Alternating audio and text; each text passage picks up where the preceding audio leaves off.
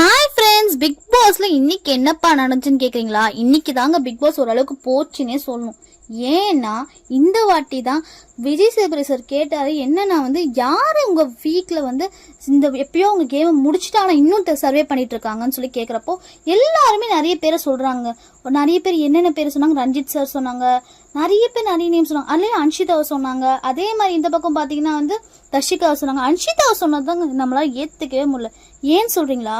அவருக்கு எடுத்து வச்ச அவங்க மேல வச்ச குற்றச்சாட்டும் ஏத்துக்கிற மாதிரியே இல்லை. முத்துக்குமரன் ஒண்ணு சொன்னாங்க, என்னன்னா அந்த சம்பந்தி அவங்க அப்பதான் வாய்ஸ் ரேஸ் பண்ணாங்க. அதே தாங்க சாச்சனாவும் சரி ராணுவும் சரி அதே தான் சொல்றாங்க. இதை கேட்கிறப்போ ஒரே பாயிண்ட்டை திருப்பி சொல்றது என்ன நியாயம்?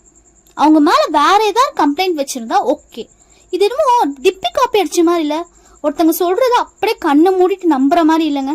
எனக்கு அப்படிதான் தோணுச்சு பாக்குறப்போ.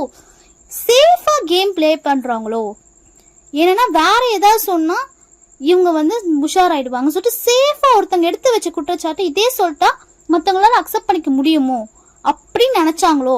எனக்கு அப்படிதாங்க தோணுச்சு. இத பாக்குறப்போ பிக் பாஸ்ல இன்னும் ஆட மாட்டாங்கன்னு கொஞ்சம் விருப்பம் வந்துச்சு. அதே மாதிரி ராஜாங்கம் டாஸ்க்ல எப்படி விளையாடுனாங்கன்னு கேக்குறப்போ ராஜாவும் சரி ராணியும் சரி அவங்க ரோலை பண்ணவே இல்லை. ஏன்னா ராஜா கூட பவரை தீபக் சாரும் சரி ராணுவும் சரி அவங்க ரெண்டு பேருமே எடுத்துட்டாங்க, நல்லாவே தெரிஞ்சுது.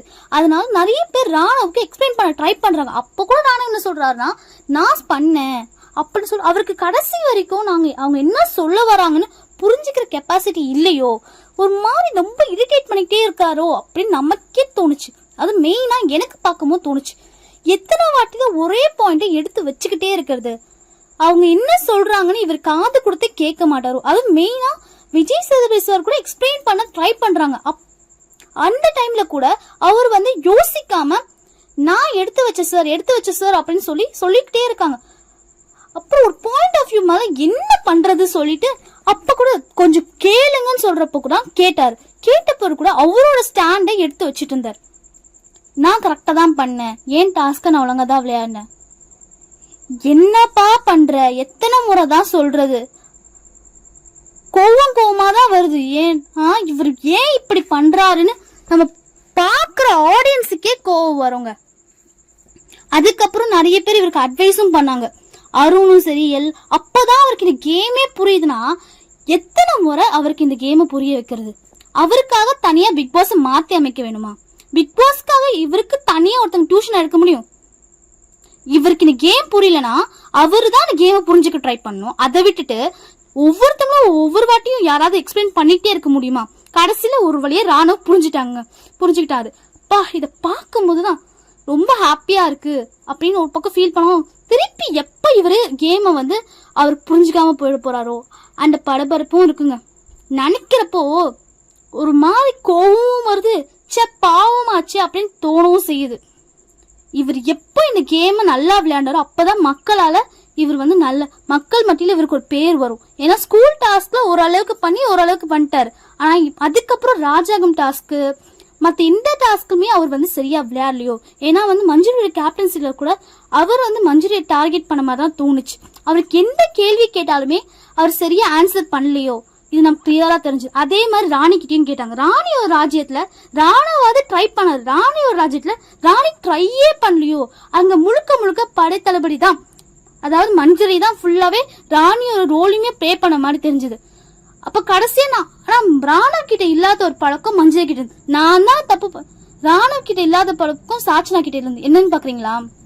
நான் தான் அந்த தப்ப பண்ணேன்னு அவங்க ஏத்துக்கிட்டாங்க. இந்த பாயிண்ட் அவங்க அவர்கிட்ட இல்லாத ஒரு பழக்கம் இவங்க இருந்தாலுமே அது எத்தனை நாளைக்கு ஓடும்? ஏன்னா நீங்க ஒரு ராணியா அமரும் போது எப்படி அந்த இடத்தை நீங்க ஃபுல்ஃபில் பண்ண, உங்க பவரை நீங்க எடுக்கணுமா வேணாமா? இதுதான் எல்லாருக்குள்ள இருக்க கொஸ்டின். அதுவும் மெயினா என்கிட்ட இருக்க கொஸ்டின். ஏன்னா ராணியா மீண்டும் அந்த சிம்மாசனத்துல யாரால உட்கார முடியாது. ஆனா இவங்க என்னதான் தப்ப ஏத்துக்கிட்டாலுமே நெக்ஸ்ட் டைம் நல்லா விளையாண்டா மட்டும்தான். ஏன்னா அடிக்கடி சாச்சனா வர்றது முக்கியம் இல்ல, அந்த இடத்துல ராணியா அந்த பவரை எடுத்துக்கிட்டா மட்டும்தான்.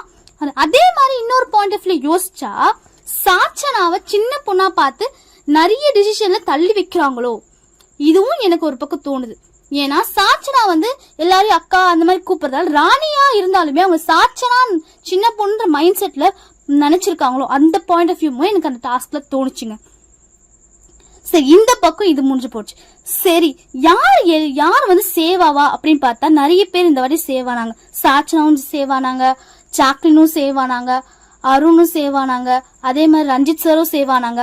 சரி, எலிமினேஷன் யார் ஆக போறா அப்படின்னு பார்த்துட்டு இருக்கும்போது எல்லாருமே வந்து கார்டன் ஏரியாவுக்கு வர வச்சாங்க. கார்டன் ஏரியா வர வச்சப்போ ஒரு ஸ்வாடை எடுக்க சொல்றாங்க. எடுத்த போது வர்ஷினி தான் எலிமினேட் ஆகி போறாங்க. ஆனா வர்ஷினி கிட்டே இருந்த ஒரு பாசிட்டிவிட்டி எல்லாரையுமே வந்து ஷாக் ஆகுச்சு. ஏன்னா அவங்க எல்லாரும் என்ன நினைச்சாங்கன்னா வர்ஷினி வந்து ரொம்ப ஃபீல் பண்ணி அழுதுட்டு போவோம். ஆனா எல்லாருமே வந்து சிரிச்ச முகத்தோட போனது ரொம்பவே நல்லா இருந்தது. ஏன்னா நான் எவிக்ஷன் ஆகி தான் போறேன், ஆனா நான் வந்து தோட்டு போல அப்படின்னு அவங்களுக்கு இருந்த ஆட்டிடியூட் எல்லாருமே வந்து ஸ்டண்ட் ஆச்சு.